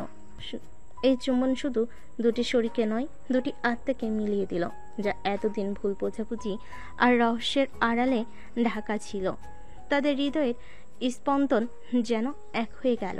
সাইমা অনেকের ঠোঁট ছাড়ার কোনো নামগন্ধ নেই। অনেক সাইমাকে কোলে নিয়ে বিছানায় নিয়ে যায়। সাইমা অনেকের মাথা শক্ত করে ধরে তার ঠোঁট বসিয়ে রাখে। সেই রাতের গভীর ভালোবাসার পর সাইমা আর অনেকের সম্পর্ক যেন এক নতুন মন নিল। এতদিন ধরে যে অদৃশ্য দেওয়াল তাদের মাঝে ছিল, তা যেন ভেঙে খান খান হয়ে গেল। পরের দিন সকালে সাইমার ঘুম ভাঙতে সে নিজেকে অনেকের বুকের উপর আবিষ্কার করলো। অনেকের হাত তখনও তাকে আলতো করে জড়িয়ে রেখেছে। সাইমা অনেকের দিকে তাকালো, তার মুখে এক মুগ্ধতার হাসি। এই প্রথম সে অনেকের স্বামী হিসেবে অনুভব করলো, ভালোবাসার এক গভীর টান অনুভব করলো। অনেকের ঘুম ভাঙলে সে দেখলো সাইমা তার দিকে তাকিয়ে হাসছে। অনেকও সাইমার দিকে তাকিয়ে হেসে উঠল। সুপ্রভাত বউ, কি ব্যাপার আজ খুব খুশি দেখাচ্ছে? সাইমা লজ্জা পেয়ে অনেকের বুকে মুখ লুকালো। ইস, কি বলো, সব তোমার দোষ। আমার দোষ? কিসের দোষ? সব কিছুর। আমি ভেবেছিলাম তুমি একটা পিচ্চি, কিন্তু তুমি তো। সাইমা কথা শেষ করতে পারলো না। অনেক হেসে সাইমার ঠোঁটে আলতো করে চুমু খেলো। এখনো কি আমাকে পিচ্চি মনে হয়? সাইমা অনেকের নাক টেনে বলে, না, একদমই না। অনেক সাইমাকে আরো শক্ত করে জড়িয়ে ধরলো। তাদের মাঝে তখন শুধু ভালোবাসা আর উষ্ণতার অনুভূতি। কিছুক্ষণ পর তারা দুজনে উঠে ফ্রেশ হয়ে নিচে গেল। সবাই নাস্তার টেবিলে অপেক্ষা করছিল। অনেকের মা তাদের দেখে হাসলেন। কি রে অনেক, আজ খুব দেরি হয়ে গেল নাস্তা করতে? অনেক সাইমার দিকে তাকিয়ে দুষ্ট হাসি দিল। সাইমা লজ্জায় লাল হয়ে গেল। আসলে মা, ঘুমটা একটু দেরিতে ভেঙেছিল। সবাই হেসে উঠল। নাস্তা শেষ করে অনেক ভার্সিটিতে যাওয়ার জন্য প্রস্তুতি নিল। সাইমা তখনও তার পাশে দাঁড়িয়েছিল। আজকে কি তুমি বাইকে যাবে? হ্যাঁ, কেন? আমিও তোমার সাথে যাব। কি ব্যাপার, কালকে তো ড্রাইভারের সাথে গিয়েছিলে, আজ আবার আমার সাথে? অনেক সাইমার দিকে তাকিয়ে দুষ্টুমি করে চোখ মারল। আচ্ছা ঠিক আছে, তাহলে তৈরি হয়ে নাও। সাইমা দ্রুত তৈরি হয়ে এলো। অনেক বাইক বের করলো। সাইমা বাইকের পিছনে উঠে অনেকের শক্ত করে জড়িয়ে ধরল। এই প্রথম তাদের যাত্রা ছিল ভালোবাসার, যেখানে কোনো দূরত্ব ছিল না। ভার্সিটি পৌঁছে তারা বাইক পার্ক করলো। ক্লাসের দিকে হাঁটতে হাঁটতে সাইমা হঠাৎ অনেকের হাত ধরে ফেল। অনেক অবাক হয়ে সাইমার দিকে তাকালো। সাইমার মুখে লাজুক হাসি। একটা কথা জিজ্ঞেস করব? হ্যাঁ বলো। তুমি কি কাজ করো? তোমার পরিবারও তোমার কাজের ব্যাপারে কিছু জানে না, তাই না? সাইমার প্রশ্নে অনেক থমকে গেল। তার মুখে মুহূর্তে হাসি মিলিয়ে গেল। তার চোখে ফুটে উঠল এক ধরনের গভীর চিন্তা রেখা। সাইমা অনেকের মুখের দিকে তাকিয়ে বুঝলো সে এমন কিছু জিজ্ঞাসা করে ফেলেছে যা অনেক সহজে বলতে চায় না। প্লিজ সাইমা, এখন না, আমি সময় হলে সব বলবো। সাইমা তখন আর অনেককে জোর করে না। অনেক সাইমার কাছ থেকে বিদায় নিয়ে অনেক তার ক্লাসের দিকে যাচ্ছিল। তখনই তার ফোনে একটি নোটিফিকেশন আসে। অনেক নোটিফিকেশনটি ওপেন করতে তার চোখ বড় বড় হয়ে যায়। হ্যাঁ, তার সন্দেহটাই ঠিক।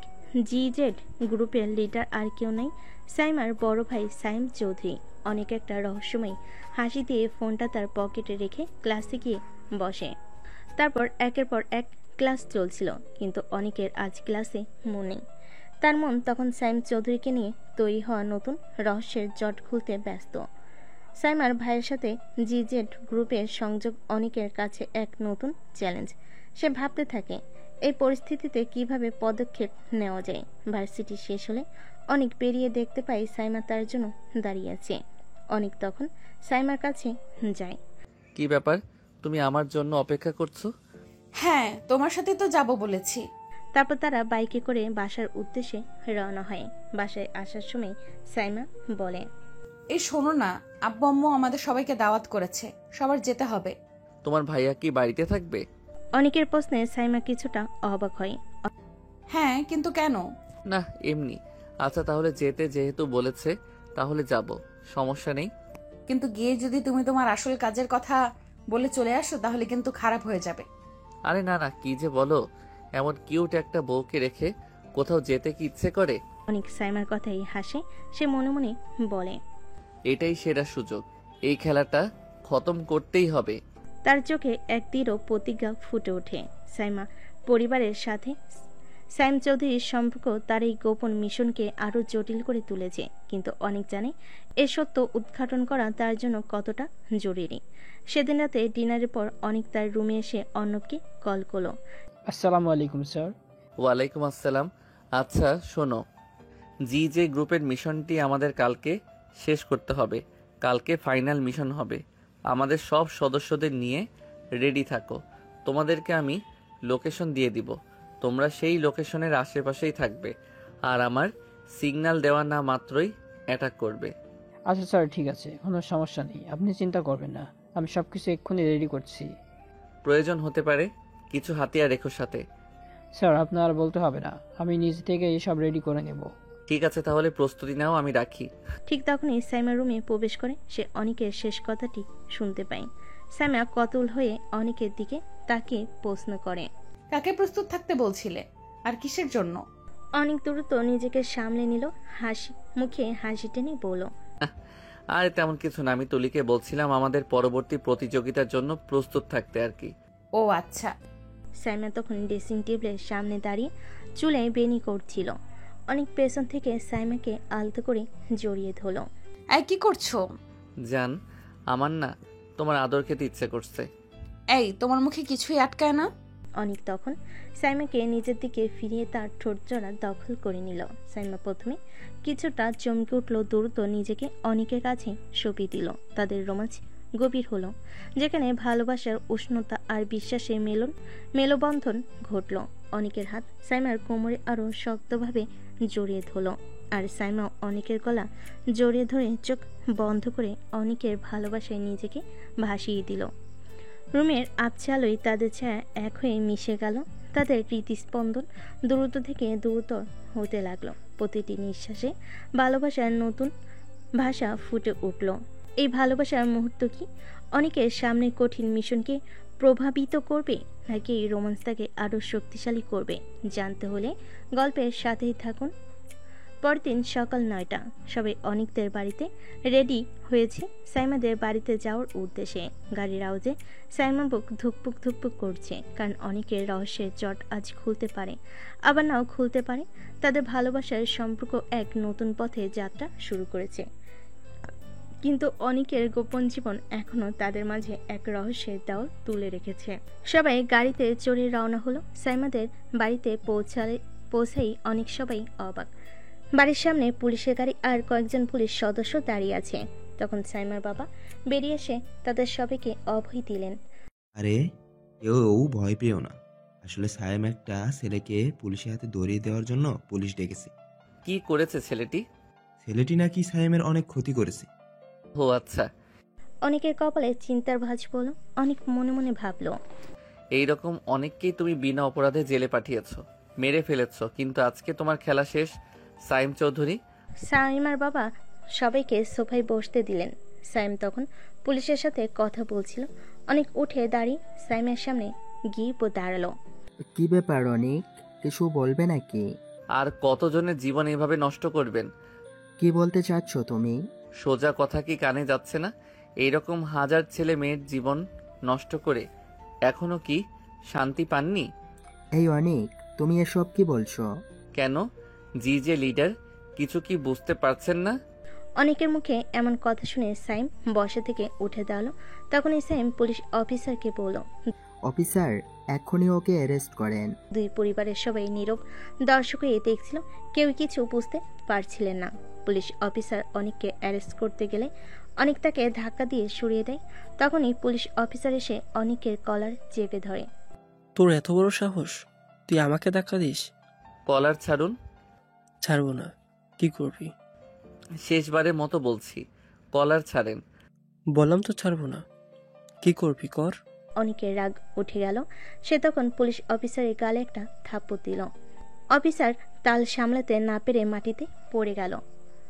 পুলিশ অফিসার তখন রেগে অনেককে মারতে আসবে, তখনই অনেক তার কার্ডটি পুলিশ অফিসারের সামনে ধরল। পুলিশ অফিসার কার্ডটি দেখে সঙ্গে সঙ্গেই অনেকে স্যালুট করে। সরি স্যার, সরি, আমি আপনাকে চিনতে পারিনি স্যার, আমাকে প্লিজ ক্ষমা করে দিন। পুলিশ অফিসার তখন অনেকের পায়ে পড়ে যায়। পরিবারের সবাই অবাক। অনেকের বাবা মা, সাইমার বাবা মা, সাইমা অনেকের এই নতুন রূপ দেখে পুরোপুরি বিস্মিত। তখনই অনেক অফিসারকে জিজ্ঞেস করে, যার রেফারেন্সে এক্ষুনি একজনকে ধরে নিয়ে যেতে চাচ্ছিলেন, সে কে এটা জানেন? স্যার, উনি তো একজন ব্যবসায়ী, তাই না? উনি হচ্ছেন জি জে গ্রুপের লিডার। পুলিশ অফিসার উঠে দাঁড়ায়। সে অবাক হয়ে বলে, কি বলছেন স্যার আপনি? উনি জিজিট গ্রুপের লিডার? স্যার, এবার বুঝতে পেরেছি আপনি এখানে কেন এসেছেন। স্যার, আপনার কোনো কাজ করতে হবে না, আমি নিজে ওনাকে গ্রেফতার করে নিচ্ছি। স্যাম তখন বুঝতে পারে আজকে সে ধরা পড়ে গিয়েছে। ঠিক তখনই সাইমার মাথায় বন্দুক ধরে বলে, আমাকে যেতে দে, না হলে এক্ষুনি ওকে শেষ করে দেব। ভাইয়া, তুমি এটা কি করছো? একদম কথা বলবি না, চুপ থাক। ঠিক তখনই অনেক তার হাত দিয়ে চুটকি বাজায়। সাথে সাথে অনেকের সব লোকেরা একসাথে সাইমকে ঘিরে ফেল। সবার পরনে কালো পোশাক, হাতে একে 47 আর স্পেস 12 এর, আর প্রত্যেকের পোশাকে CIA এর ব্যাজ লাগানো। সাইম চৌধুরী, আজ তোমার খেলা শেষ। সময় থাকতে আত্মসমর্পণ করো, না হলে ব্রাশ ফায়ার করা হবে। আমাকে যেতে দে, না হলে এক্ষুনি ওর মাথা ছিদ্র করে দেব। অনেকের লোকেরা স্যামের দিকে এগিয়ে আসছিল। তখন স্যামের মাথায় গুলি করবে। ঠিক তখনই সঙ্গে সঙ্গে অনেক তার পকেট থেকে ডেজার্ট ইগল পিস্তল বের করে স্যামের হাতে গুলি করে। স্যাম তখনই সাইমাকে ছেড়ে দিয়ে যন্ত্রণের মাটিতে বসে পড়ল। সাইমা তখন দৌড়ে গিয়ে তার মাকে জড়িয়ে ধরল। বাড়ির পরিস্থিতি তখন চরম উত্তেজনায় পূর্ণ। অনেকের বাবা মা তাদের ছেলের পরিচয় জানার জন্য আগ্রহী। ভয়ঙ্কর অবস্থা দেখে শঙ্কিত সাইমা ভয়ে কাঁপছে, তার চোখে পানি। সে অনেকের এই ভয়ঙ্কর এবং শক্তিশালী রূপ দেখে ভীত, কিন্তু একই সাথে তার প্রতি এক নতুন সম্মান অনুভব করছে। তখন পুলিশ অফিসার বলে, স্যার, আমি কি ওনাকে অ্যারেস্ট করব? আপনি এখন এখান থেকে যান, ওনাকে CIA এর কাস্টডিতে নেওয়া হবে। পুলিশ অফিসার তখন অনিককে স্যালুট করে তার লোকেদের নিয়ে চলে গেল। অর্ণব এগিয়ে এলো। স্যার ওনাকে কি নিয়ে যাব? ঠিক হ্যাঁ, নিয়ে যাও। আর NSI হেড অফিসে জানিয়ে দাও যে এর লিডার ধরা পড়েছে, আর বাকি কাজ ওনাদের করতে হবে। ঠিক আছে স্যার। তখন অর্ণব ও বাকিরা অনিককে স্যালুট দিয়ে সেখান থেকে চলে গেল। সাইমা অনিকের দিকে তাকালো। তার চোখে তখনও বিস্ময় আর একরাশ প্রশ্ন। সাইমকে নিয়ে অর্ণব আর তার দল চলে যেতেই অনেক একটা সোফায় ধপ করে বসে পড়ল। তার দিকে তখন তিনটি কৌতূহল দৃষ্টি, তার বাবা মা এবং সাইমের বাবা মা। সাইমা তখনও মায়ের বুকে মুখ গুজে কাঁদছিল। কিরে অনিক, কিছুই তো বুঝলাম না, কি হলো এসব? তোকে সবাই স্যালুট করছিল কেন? তোর পরিচয় বল। আজকে তোকে বলতেই হবে তুই কি করিস, আর এরা কারা? হ্যাঁ বাবা বলো, সাইমকে কেন এমন করা হলো? ও কি করেছে? অনেক একটি দীর্ঘশ্বাস পেল। এই মুহূর্তটা বহুদিন ধরে এড়িয়ে চলছিল, কিন্তু আজ আর লুকানোর কোনো উপায় নেই। সবাই বসো, আজকে আর কিছুই লুকিয়ে রাখবো না। সবাই চুপ করে অনেকের দিকে তাকিয়ে রইল। অনেক শান্ত কণ্ঠে বলতে শুরু করলো। আমি হচ্ছি CIA এর বাংলাদেশ সার্ভারের চিফ অপারেশনস অফিসার, আর এতক্ষণ যারা ছিল সবাই আমার জুনিয়র কর্মী। অনেকের বাবা মা সহ বাড়ির সবাই বিস্ময়ে চোখ বড় বড় করে ফেল। কি, তুই এত বড় পদে এই বয়সে? অনেকের মার চোখ আনন্দে ঝলমল করে উঠল। আজকে আমার সবচেয়ে আনন্দের দিন। আমার ছেলে এতটুকু বয়সে এত উপরে উঠে গিয়েছে, যার সামনে হাজার লোক মাথা নত করতে বাধ্য। আচ্ছা, তাহলে সাইম কি করছে? আমাকে নর্মাল কোনো কেস সলভ করার দায়িত্ব দেওয়া হয় না। যেসব কেস সারা দেশের কোনো বাহিনীর মধ্যে কেউ সলভ করতে পারে না, তখন সেটা আমার কাছে আসে। আর উনি হচ্ছেন বাংলাদেশের টপ মাফিয়া টিম GZ গ্রুপের লিডার। উনার নামে এখন পর্যন্ত 150টিরও বেশি মামলা আছে।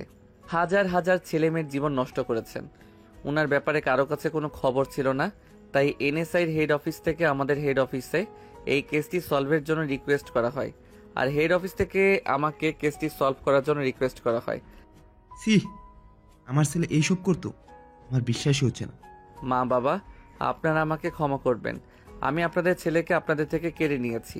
আসলে আইনের চোখে সবাই সমান। না বাবা, তুমি একদম ঠিক কাজ করেছো। এমন ছেলে থাকার চেয়ে না থাকা ভালো। ঠিক বলেছো। এতদিন দুধ কলা দিয়ে সাপ পুষছিলাম। সবকিছু বাদ দিলেও সাইমা তো ওর নিজের বোন, আর ও কিনা বিপদে পড়ে সাইমাকে গুলি করতে গিয়েও কিছু ভাবেনি। অনিক, তুই সত্যি আমাদের মুখ উজ্জ্বল করেছিস, তোর জন্য আমরা গর্বিত। আমার ছেলেটা এতদিনে আমার মুখের হাসি ফোটাতে পারলো। সব কষ্ট ভুলে গেলাম বাবা। সাইমা তখন তার মায়ের বুকে মুখ গুজেছিল, কিন্তু অনেকের কথাগুলো তার কানে স্পষ্ট যাচ্ছিল। আর তার মনে তখন সাইমের প্রতি ঘৃণা আর অনেকের প্রতি এক গভীর শ্রদ্ধাবোধ জন্ম নিচ্ছিল।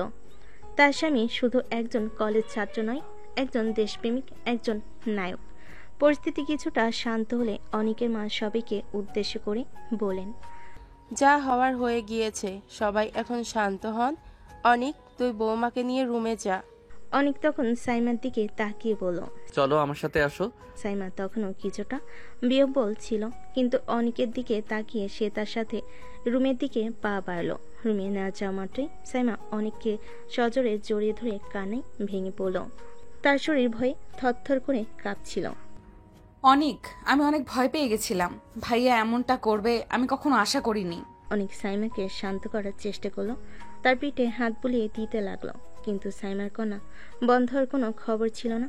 অনেক তখন সাইমাকে তার বুক থেকে তুলে তার মুখের দিকে তাকালো। আচ্ছা, তুমি এরকম ভাবে কাঁদলে আমি আমার কাজ করব কিভাবে? সাইমা তার চোখের পানি মুছে অবাক হয়ে বলল, কি কাজ? এতক্ষণ মারামারি করে এখন রুমে আসলাম, একটু রোমান্স করলাম, আর তুমি শুধু কাঁদছো। মুডটাই তো খারাপ হয়ে গেল। অনেকের কথা শুনে কান্নার মাঝেই সাইমা হেসে ফেলল। অনেক তখন সাইমার দিকে তাকিয়ে হাসলো, তারপর তাকে আরো কাছে টেনে নিল। সাইমা এবার আর নিজেকে দূরে সরালো না, অনেকের বাহুডোরে নিজেকে সঁপিয়ে দিল। অনেকের ঠোঁট সাইমার ঠোঁট ছুঁয়ে দিল, এবং তাদের ভালোবাসার গভীরতায় রোমাঞ্চ আরো বাড়ে। সেই মুহূর্তে ভয়, আতঙ্ক সবকিছু ছাপিয়ে ভালোবাসা তাদের মাঝে এক নতুন সেতু তৈরি করলো। সাইমা অনেকের মধ্যে খুঁজে পেল তার আশ্রয়, তার নির্ভয়ের ঠিকানা। অনিক ও সাইমার জীবন ভালোবাসা, বিশ্বাস আর ত্যাগের এক নতুন অধ্যায়ের সূচনা করল। অনেকের সাহসী পরিচয় আর সাইমার ভালোবাসা তাদের সম্পর্ককে এমন এক উচ্চতায় নিয়ে গেল যেখানে কোনো রহস্য বা বাধা তাদের বিচ্ছেদ ঘটাতে পারেনি। অবশেষে ভালোবাসার জয় হলো আর তাদের জীবন ভরে উঠল সুখ আর শান্তিতে। এই গল্পটি আমাদের শেখায় যে কোনো সম্পর্কের ভিত্তি হলো বিশ্বাস এবং বোঝাপড়া। অনেক ও সাইমার মাঝে ভুল বোঝাবুঝি থাকলেও তাদের ভালোবাসা সকল বাধা পেরিয়ে যায়, যা প্রমাণ করে প্রকৃত ভালোবাসা মানুষের বাক্য পরিচয় বা পেশার ঊর্ধ্বে। অনেকের সাহস এবং আত্মত্যাগ দেশের প্রতি গভীর দেশপ্রেমের প্রমাণ। এই গল্পের মাধ্যমে আমরা জানতে পারি জীবনে কঠিন পরিস্থিতিতেও ভালোবাসার শক্তি কতটা অপরিসীম হতে পারে। তো দর্শক, আজকের গল্পটি থেকে এখানেই বিদায় নিচ্ছি, আর অপেক্ষা করুন পরবর্তী ভালোবাসার গল্পের জন্য। সেই পর্যন্ত ভালো থাকবেন এবং লাইক, কমেন্ট, শেয়ার করে আমাদের সাথেই থাকুন। আর নতুনরা কিন্তু সাবস্ক্রাইব করতে ভুলবেন না। আল্লাহ হাফিজ।